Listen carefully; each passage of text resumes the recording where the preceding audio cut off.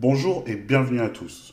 Aujourd'hui, grâce à l'intelligence artificielle, il est facile de pouvoir réaliser beaucoup plus en beaucoup moins de temps. Pour le but de cette vidéo, nous allons créer une application iOS grâce aux agents de code IA, sans pour autant connaître le codage, surtout le codage en matière d'application iOS. On va être guidé par l'agent qui, lui, va s'occuper de réaliser toutes les tâches de codage.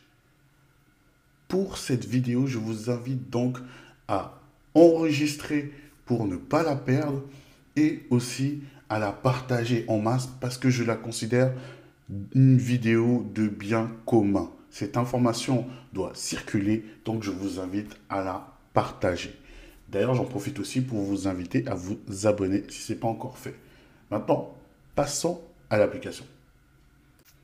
Alors, pour coder sur iOS, nous avons besoin de l'application Xcode qui va nous permettre de pouvoir coder et simuler l'environnement d'une application iOS d'un iPhone. Voilà. Donc, on va cliquer sur Create New Project. On va aller bien dans iOS et on va sélectionner App. Ensuite, on va nous demander de taper le nom qu'on souhaite avoir.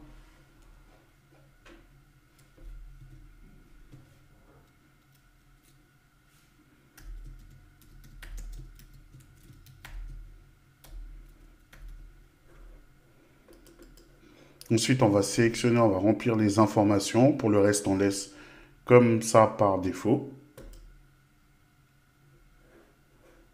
Ensuite, on nous demande de sélectionner le dossier où on va installer l'application. Donc, on va choisir ici, par défaut.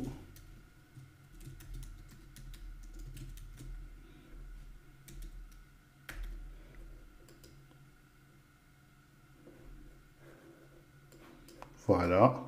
Et là, on clique sur Create. Il va nous créer donc toute notre arborescence d'application. Voilà, tous les éléments dont on va avoir besoin. Là, ici, il va commencer à charger tout de suite le Hello World pour nous dire que l'environnement est up and running. Là, déjà, on est déjà dans le concret. Hein. On est déjà dans les choses concrètes. Et c'est ça qu'on aime. Parce que là, la première question qu'on se pose, c'est de savoir est-ce que, là, ça répond à notre question de savoir est-ce que notre environnement est prêt ou pas. Est-ce que le code, la structure, tout ça est bien pris en compte? Oui, cela fonctionne. On peut taper Hello World. Il va rafraîchir tout de suite. Et là, il va mettre Hello World. Donc là, on est bon. On a notre première brique, à savoir l'instance de l'application. Ensuite, on va se rendre dans Visual Code et on va ouvrir notre dossier météo app. Là, ici, on va voir qu'on retrouve tous nos fichiers. Voilà, Hello World. Et on voit que si je supprime Hello, je remplace par Hola, j'enregistre. Ici, ça va se rafraîchir. On aura Hello Hola. Donc, tout est connecté. On est up and running. L'agent IA qu'on va utiliser aujourd'hui va être Klein. Je vous ai déjà parlé de Rocode, mais on va avoir la même chose ici avec Klein qui va nous proposer donc d'avoir un agent configurable. On va pouvoir utiliser via une clé OpenRouter, dont je vous ai déjà parlé.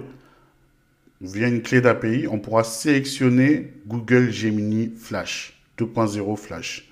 Il est très bien et surtout en termes de prix, en termes de tarifs, on est dans des tarifs très intéressants. Parce que là, on est encore dans des phases d'utilisation où on va tester la machine, tester le concept et voir comment cela fonctionne. Donc, on ne va pas s'engager sur des grosses modèles d'IA qui vont demander beaucoup de ressources, notamment financières. Donc, on va faire attention à ça. Et en plus, il supporte l'image. On va en avoir besoin plus tard dans cette vidéo, mais là, on est très bien. Donc là, je vais pouvoir lui demander de me créer l'application de type météo consultation. Ok. Et là, je vais lui dire de passer en mode plan pour qu'il me définisse le plan. Voilà. Et là, il va me demander, lui, l'interface. Il va me poser plein de questions pour m'aider à orienter la réponse, la construction de mon application. Ok? On va avoir besoin d'une chose aussi, principalement, ça va être ici, Weather API ou Open Weather Map. Parce que comme on utilise un système tierce, donc on va devoir avoir, pour pouvoir avoir accès à ce système, on va utiliser la clé d'API de Weather API. Donc là, il nous suffira juste de nous inscrire dans Weather API et après, on pourra rajouter notre clé d'API dans notre code. On va lui communiquer toutes ces informations et là, on sera bon pour pouvoir passer à l'étape de codage. Donc voilà, je lui demande donc pour mon application en matière de design de partir sur les éléments de design de base de iOS. Donc on ne va pas ajouter de librairie par-dessus. Je souhaite une fonction de recherche avec de l'autocomplétion. J'insiste pas mal sur le design parce qu'on va le modifier au fur et à mesure. Et je lui dis aussi d'utiliser les températures en Celsius avec une anticipation sur le templating pour avoir en fait une facilité de pouvoir modifier le design plus tard. Comme ça, dès maintenant, dès la construction de sa première requête, il va mettre en place une structure pour ça. Et donc là, il a validé la commande. Maintenant, je vais lui dire de passer en mode action, comme il a demandé. Tout est validé. Et là, il passe en mode action. Et là, il va commencer son codage. On peut voir. Hein, moi, j'adore cette animation quand on le voit coder parce que c'est vraiment tel qu'on le voit dans les films. On voit les éléments, on voit que ça bouge, ça code de partout, à gauche, à droite. Et on va le laisser donc terminer son codage. Il repasse par-dessus plusieurs fois parce que en fonction des éléments que je lui donne, il va adapter, en fait, par rapport au plan, il va faire une première passe, ensuite il va repasser selon la seconde instruction et ainsi de suite en faisant une boucle sur les dossiers et sur les fichiers. C'est comme ça que fonctionne cet agent de codage.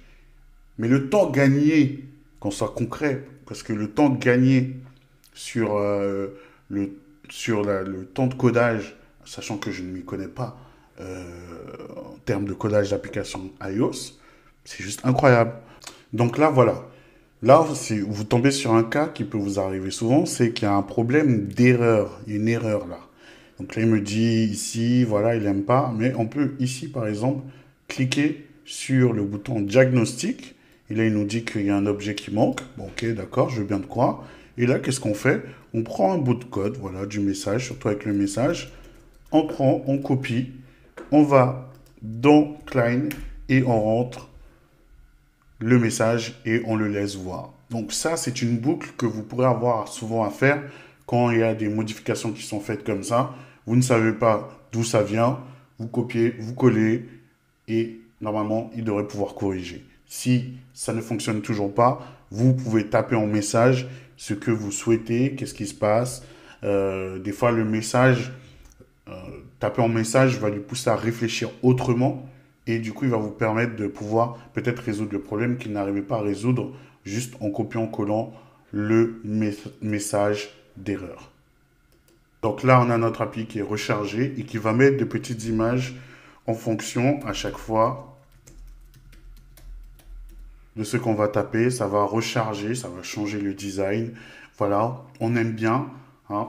Là, donc, on a notre première application qui va chercher les données dans l'API Weather Forecast.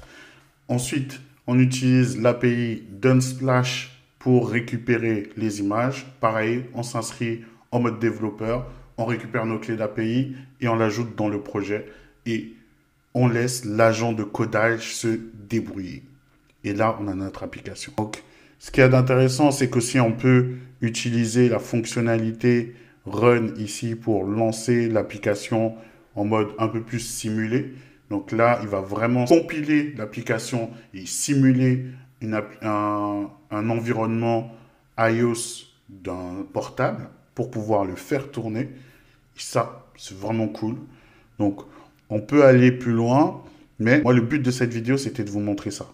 Comment on bootstrap un projet d'une application iOS avec l'agent de code. Donc, on couvre la première instruction, la création bien sûr dans Xcode. Ensuite, on couvre les premières instructions pour pouvoir lancer le projet. Ensuite, on peut commencer à débugger, ajouter des fonctionnalités. À chaque fois, bien sûr, on manipule les différents outils qui vont nous permettre de pouvoir débugger, ceux qui sont offerts par l'application, mais aussi ceux qui sont offerts dans le débugger classique de celui qui est offert dans l'application de codage. Là, donc, on a notre application qui est en train de se lancer avec l'environnement iOS 18, iPhone 16 Pro en simulé. On pourra voir donc à peu près la même expérience. La différence, c'est que lorsqu'on est dans une application, lorsqu'on est ici, on est vraiment dans un environnement de debug. Là, ici, voilà, on a chargé, vraiment, on est proche de la simulation de ce qui va se passer dans l'application. Ensuite, on pourra plus facilement se projeter et commencer à passer aux étapes suivantes, le déploiement, ce qui va être possible en matière de déploiement pour l'envoyer sur les plateformes. Il faut un compte développeur, 99 € l'année, je pense, pour pouvoir déployer facilement. Mais à partir d'un compte, sans forcément être en compte premium, on peut déjà développer et installer sur nos propres portables l'application et la faire tourner un peu comme ça. On est bon. En quelques minutes, on est capable de pouvoir mettre tout cela en place sans forcément connaître toutes les connaissances en matière de codage d'application iOS. Franchement, c'est pas mal. Donc voilà pour ce petit tour de la création de l'application iOS avec un code agent comme Cline. J'espère que vous avez appris beaucoup de choses et que vous avez apprécié cette vidéo. N'hésitez pas à mettre en commentaire ce que vous en pensez, ce que vous souhaitez voir dans des prochaines vidéos.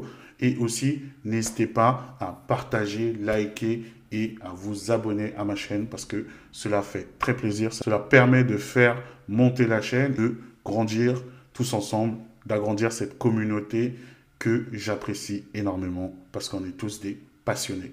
On se retrouve très bientôt. Je vous remercie. À plus.